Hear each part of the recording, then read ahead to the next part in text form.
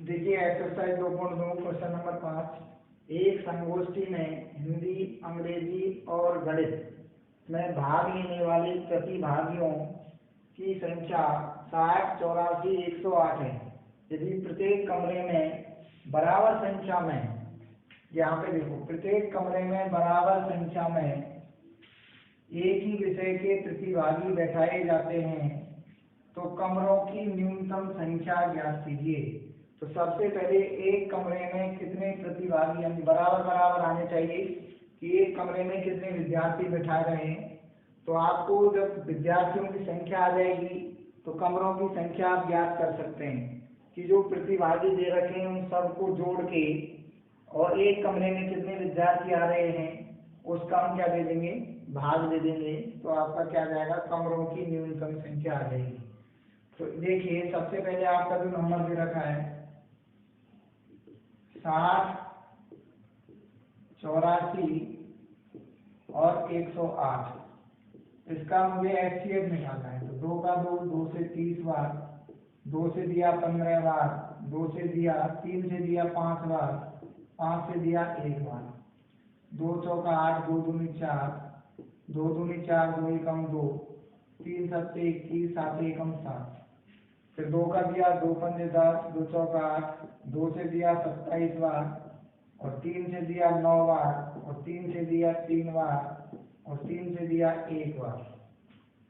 तो देखो 60 को मैंने लिखा 2 की घात 2 गुणा 3 की घात 1 गुणा 5 की घात 1।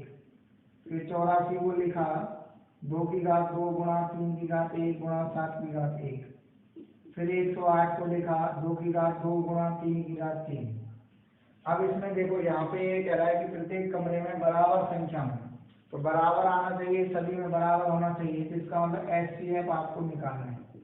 HCF निकालो 2 की घात 2, 2 की घात 2, 2 की घात 2, 2 की घात 2, 3 की घात 1, 3 की घात 1, 3 की घात 3, तो 3 की घात 1, 5 इसमें नहीं है, 7 इसमें, इनमें नहीं है। तो इसका मतलब ये आ गया 2 दूनी 4, 4 किया 12। तो HCF कितना आ गया, 12। इस HCF का मतलब क्या हुआ कि आपको प्रत्येक कमरे में कितने प्रतिभागी बैठाए जा सकते हैं। तो अतः करके लिखूंगा, अतः प्रत्येक कमरे में, अतः प्रत्येक कमरे में 12 प्रतिभागियों को, 12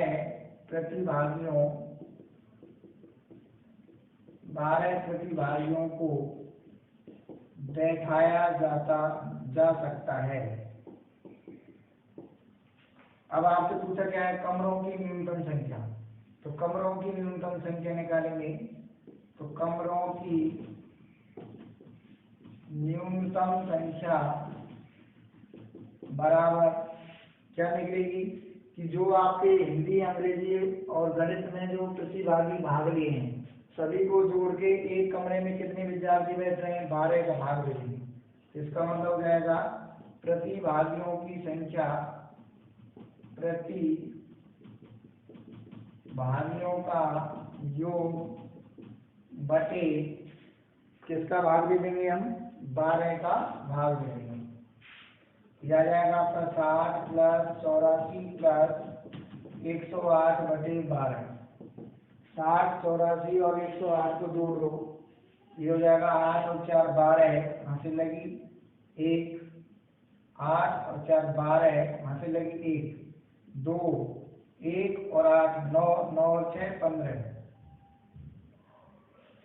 15 के लिए 5 का, यहाँ से लगी 1, 1 और 1 2, 252 बटे 12।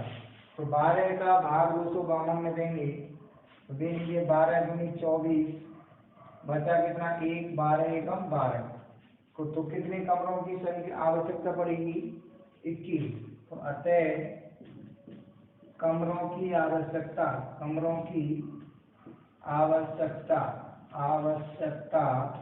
बराबर 21 कमरे। उत्तर आ गया आपका।